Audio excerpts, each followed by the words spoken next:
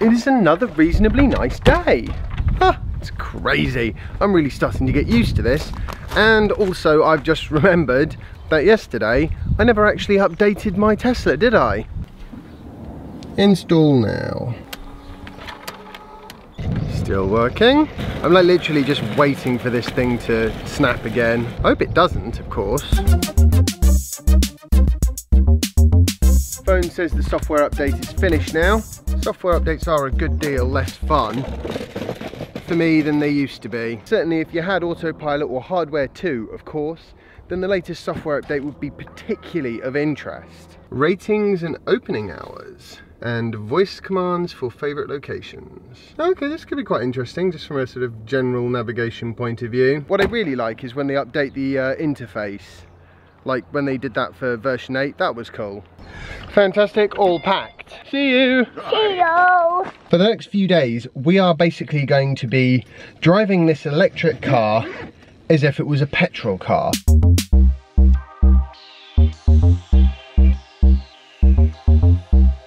What I mean is, we're going somewhere for a couple of days now. We may well need the car when we're there. We don't have enough range to get all the way there and then all the way back home. Well, I suppose we probably would just about, but not if we drive around at all in the local area, which we probably will. So I've not brought my 3-pin wall socket charger with me. I could have brought it with me, but I didn't actually particularly want to, because I find it difficult to turn up at a friend's house and immediately go, oh, can I, move your cars around in the drive, and then I need to get an extension cable out, and do you mind leaving a window open for ever and a day? It's just, it's a level of hassle for them and a level of hassle for me, neither of which reflects well on EVs, in my opinion. So consequently, what I'm going to do instead is I'm just going to charge the car en route in order to keep the level of charge in the car reasonable. And we're going to coincide the first of those on a motorway service station with Jasper having lunch. Brilliant. Because I actually do quite like stopping at motorway service stations anyway. Which brings me on to the next point. You see this cup here? Now, you could be forgiven for thinking that that was some kind of a coffee. It actually isn't a coffee. I've had a couple already today, but I am trying to cut down on the coffees, and in particular, I'm trying to not drink them constantly throughout the day, because I think that's one of the major things that gave me that toothache a while ago. It was very painful. I'm very keen to avoid having that again. So that's why I'm not drinking quite as much coffee as I was. These are just a few sort of follow-up questions that I didn't have time to include in the Q&A from a couple of days ago. There was a question about how often I get my car serviced. I originally did get the service plan when I first bought the car, and back then it was 12,500 miles or 1 year, and because I do 25,000 miles a year, that meant one every 6 months, which was a bit annoying, but it did mean I got loads of nice P85 loaners, so there's a silver lining to everything.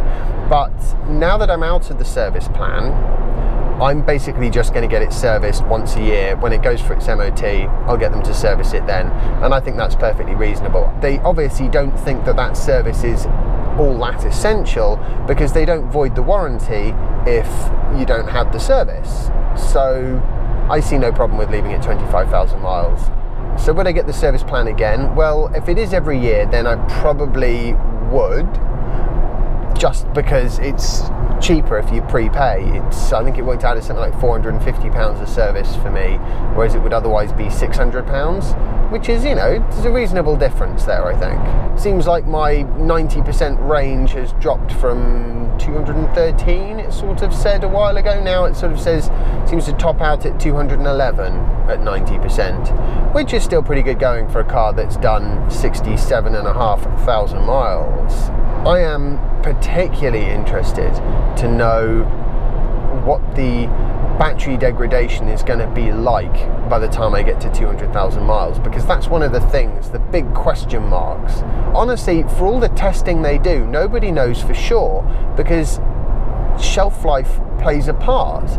So it really isn't possible to lab test it in anything less than 10 years. Jasper, I'm trying to keep awake because we are about to stop for lunch soon. Don't forget, we're stopping for lunch soon, Jazzy. Well, this is not ideal. I knew he was going to fall asleep. This thing is essential. It just gives you the freedom to choose when you want to stop, which becomes important around lunchtime. Also, if we'd stopped any sooner, we've already passed 2 superchargers, but the car's basically full, so there's no point using them. We're going to have a nice sandwich, and I think I'm probably going to get my last coffee of the day now.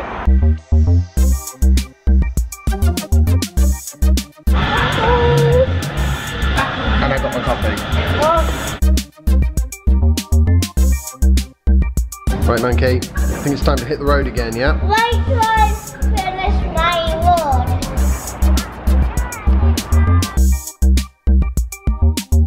Chademo adapter, literally never leave home without it. Okay, I stand corrected. Does still say 213 miles on the 90% charge. You know, I think it charges it a couple of miles more when the battery's a bit warmer. Not sure why, just some internal algorithm thing, I guess. So another few quick things that I just wanted to answer that were missed off the original Q&A. The first is a question concerning whether PCP, you know, is going to be cheaper for Model 3 because the residual value is potentially higher. Now, in theory, possibly. In practice, how much residual value is counted in a PCP contract is completely up to the finance company, basically. So you get some cars where the chances of you having equity at the end are basically none, and then you have some cars where the chances of equity at the end is extremely high. I mean, obviously if it's negative equity and you hand it back, then you're going to be ahead.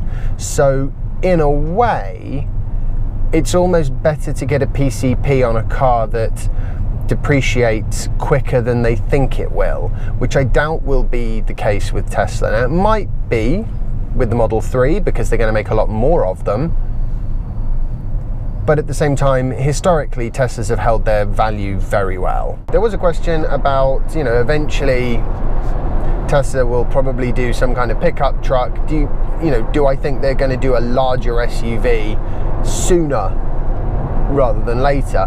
To which the answer is, I think Tesla would like to make lots of different vehicles into EVs.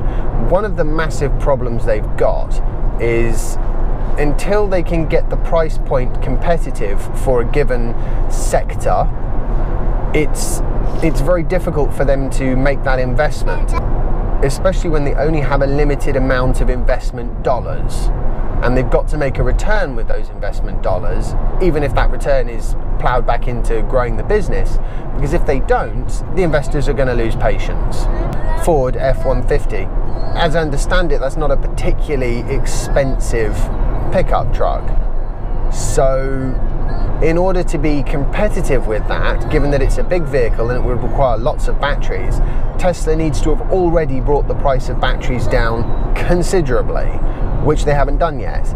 So that's the thing, it's all about sort of a stepping stone process, and going through that process over a number of years, stretching into a decade or two, and at the end of it, I'm sure they will offer every kind of vehicle as a full EV. In particular, personally, I would like Tesla to do some kind of an estate type of vehicle, preferably a sort of Model 3 estate, because at the moment, I don't think I would buy a Model 3 because a Tesla Model S is really quite a large car. You know, I fill it up quite regularly. If we were going to go on a driving holiday for a number of days, this car would be chocker. But, you know, maybe what they're thinking is actually the crossover version of the Model 3, the Model Y, will actually have that cargo carrying capacity of an estate vehicle anyway.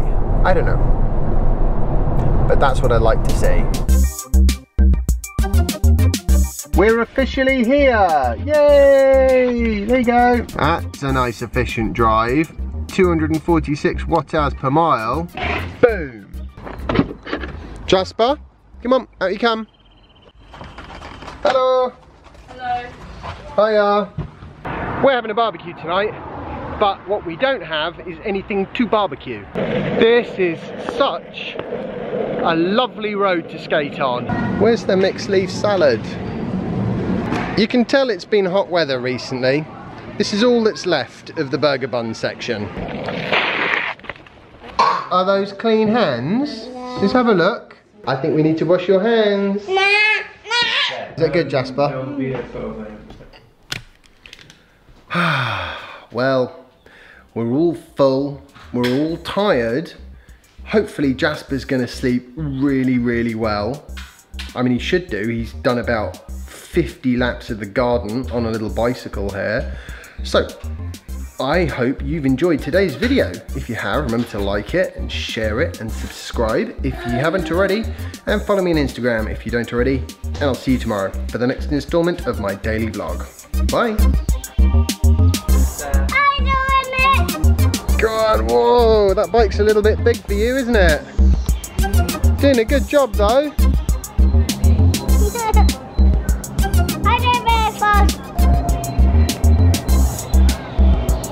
What kind of bike is that, Jasper? Spider-Man one.